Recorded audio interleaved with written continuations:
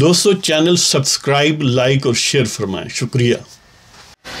بسم اللہ الرحمن الرحیم، الحمدللہ رب العالمین والصلاة والسلام علی رسولہ الکریم، اما بعد۔ پاک ویوس محمد منشا، السلام علیکم۔ بات کرتے ہیں جی براڈشیٹ کی اور اس والے سے عمران خان کے کمنٹس کی۔ اصل میں براڈشیٹ، جیسے کہ پہلے بھی ایک پروگرام میں ذکر میں کر چکا ہوں، یہ مئی 2000 یعنی پورے 2000 وہاں اس وقت یہ آئل آف مین جو برطانیہ کے ایک جزیرہ ہے وہاں پر رجسٹر کروائی گئی، اور حقیقت یہ ہے کہ وہ بظاہر تو وہ کاوے موسوی صاحب ہیں، لیکن کاوے موسوی صاحب نے سوائے پاکستان کے اس طرح کے اساس سے اور ہم پکڑیں گے یہ وہ اس کے علاوہ براڈشیٹ LLC نے کوئی کام نہیں کیا۔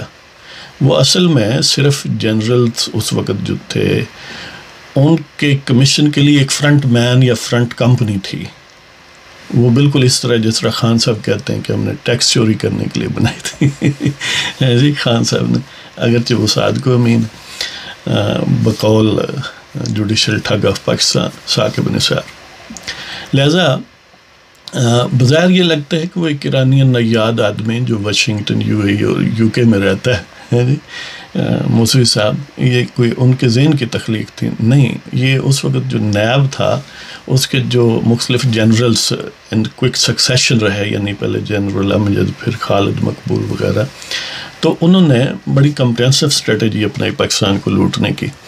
ایک تو یہ کہ پاکستان کے سیاستدانوں کو ڈیمورلائز کیا جائے اور بدنام کیا جائے اور انہیں عزیزتیں یا ٹارچر کیا جائے اور نئی سیاسی قیادت کریٹ کی جائے، جیسے کیو لیگ وغیرہ گویا پولیٹیکل انجینئرنگ کے لیے تھا۔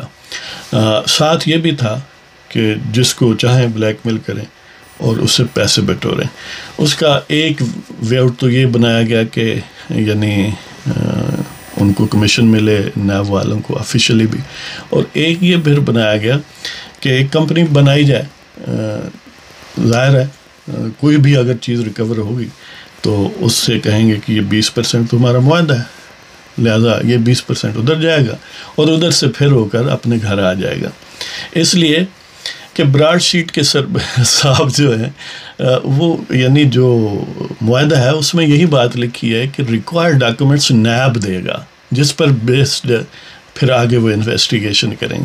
اگر نیب کے پاس ریکوائرڈ ڈاکومنٹ ہوں تو موسوی صاحب کے پاس کون سی گدڑ سنگھی تھی کہ جنہوں نے نیب سے زیادہ افیکٹولی باقی حکومتوں سے یا اداروں سے رابطہ کر کے وہ پیسے ریکور کروا لینے تھے؟ ایسی کوئی بات نہیں تھی۔ وہ بالکل ایک بوگس، ایک جھوٹا پروگرام تھا، لہٰذا وہ اپنے کمیشن کو سیٹ کرنے کے لیے بنایا گیا کہ سائفن آف کریں گے، اس طرح 20% ادھر جائیں گے، کچھ پہلے لے لیے کہ ہم نے دیکھو یہ کارکردگی دکھائی ہے، اور کچھ 20% ادھر گیا، اور ادھر جو گیا اس میں سے پھر آدھا یا جو بھی سلسلہ ہوگا۔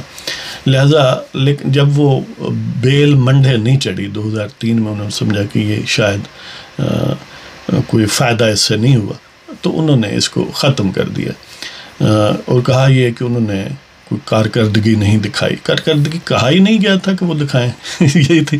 وہ کہتے ہیں کہ انہوں نے ڈاکومنٹس دینی تھی، یہ کہتے ہیں انہوں نے دینی تھی۔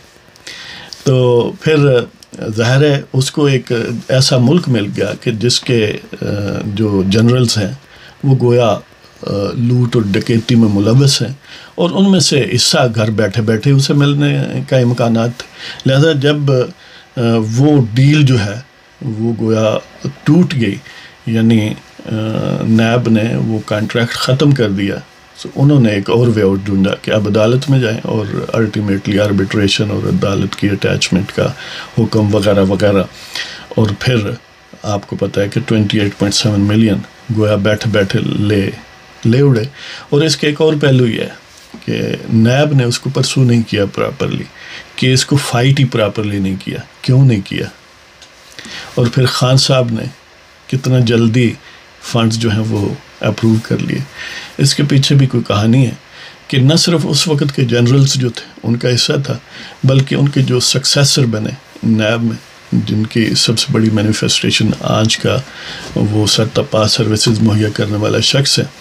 لہٰذا اب بھی کیونکہ اس وقت کی حکومت بھی گویا ان سے نیگوشیٹ کرتی رہی ہے، اور اب بھی اس کی کوشش ہے کہ ایک دفعہ پھر ٹھگری کا پروگرام جو ہے اس میں سیٹ ہو جاؤں، موسوی صاحب جو ہیں. تو لہٰذا یہ بظاہر جو 28.7 ملین کی کہیں ملا ہے اسے، انہیں اس کا عین ممکن ہے کہ خاصا حصہ جو ہے وہ موجودہ نیب یا جنرلز جو ہیں وہ ان کے ایکسچیکر، آخر بیرون ملک ان کی اولادیں ویسے ہی تو نہیں بیٹھتی، ویسے ہی تو پیزا نہیں بنتے، اسی قسم کی اسکیمیں ہوتی ہیں جن کے ذریعے بنتی ہیں یہ سارا سلسلہ. لہذا موسوی صاحب یک وقت کئی شاٹ کھیلتے ہیں. ایک طرف حکومت کو خوش کرنے کے لیے نواز شریف کے خلاف الزام کہ مجھے پیشکش کی گئی $25 ملین کی اور میں نے انکار کر، دیکھیں اتنا نیک شخص ہے، $25 ملین ملنے پر انکار کر دیا. ویسے ہی اس کی تو کوئی ابلیگیشن ہی نہیں تھی، کنٹریکٹ ختم ہو گیا 2003 میں، 2012 میں پیشکش ہوئی تو $25 ملین کیونکہ بہت نیک آدمی ہیں موسوی صاحب، انہوں نے ٹھکرا دیے ہیں جی.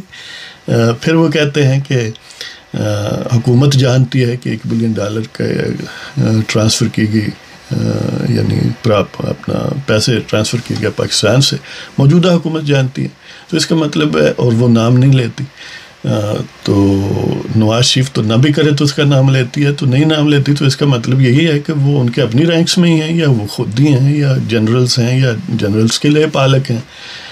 اور پھر جب ایک پوائنٹ آف ٹائم پر اس کا ذکر ہوا کہ ہمیں کیا ملے گا، یعنی انہوں نے کہا کہ میرے پاس انفارمیشن ہے، تو انہوں نے کہا کہ ہمیں کیا ملے گا. یعنی امیجن کریں اس سے کہہ رہے ہیں کہ ہمیں کیا ملے گا.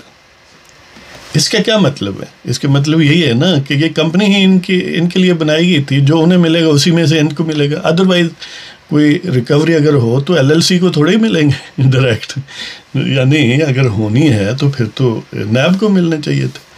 اس طرح پھر وہ کوئی ظفر صاحب ہیں بظاہر انہی کی کمپنی کے، وہ خان صاحب خود مان رہے ہیں کہ مجھ سے ملیں، اور مجھے نہیں پتا تھا کہ وہ کہاں سے آئے ہیں، کیوں آئے ہیں. انہیں پتہ نہیں، انہیں تو ان کا بھی نہیں پتا جن کا تعویذ دھاگا چلتا ہے کہ وہ کہاں سے آئے ہیں اور کیوں آئے ہیں، بس وہ آ گئے ہیں. تو خان صاحب تو ظاہر ہے سعد کو امین ہیں، انہیں پتہ چل بھی نہیں سکتا.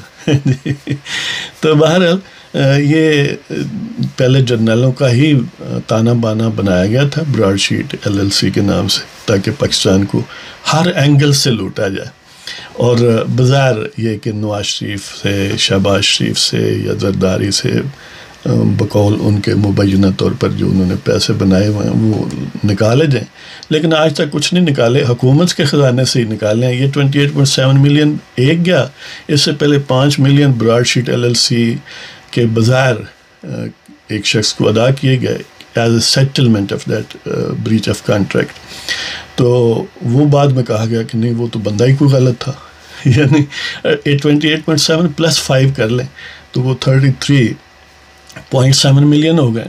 اس کے علاوہ جتنے بھی ٹور لگے آپ سوچ سکتے ہیں کہ کیا ہوا، اور ٹور میں کتنے لوگ جاتے تھے. جس طرح وہ پاناما کے حوالے سے کسی کزن کو کہا گیا کہ یہ جی ڈاکومنٹس چیک کروا دیں، یعنی امیجن کریں. اور یہ تو وہی بات کہ ایک مشتر از خروارے ہے، ایک ٹپ آف دی آئس برگ ہے. ایسے کئی کیسز ہیں، جب بھی کوئی نیب پر نیب چھوڑے گا تو پتہ چلے گا. لیکن اس وقت نیب کے لیے بظاہر ہاٹ واٹرز ہیں کہ سلیم مانڈوی والا، سینٹ، قومی اسمبلی وغیرہ، گویا ایک کنفرنٹیشن ہے.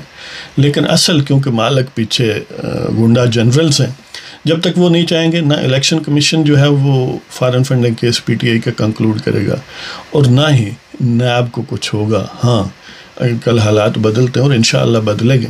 جس طرح اس وقت کا غدار مشرف اب اپنے زخم چاٹ رہا ہے، اس طرح آج کے غدار قمر باجوہ، فیض حمید اور ان کے لے پالک دیکھیں گے ایک دن اسی طرح قسم پرسی کی حالت میں ہوں گے، اور پاکستان کے مقبول سیاستدان پھر پاکستان میں ہوں گے. اس کے ساتھ ہی آپ کی اجازت چاہتا ہوں. اللہ نگہبان.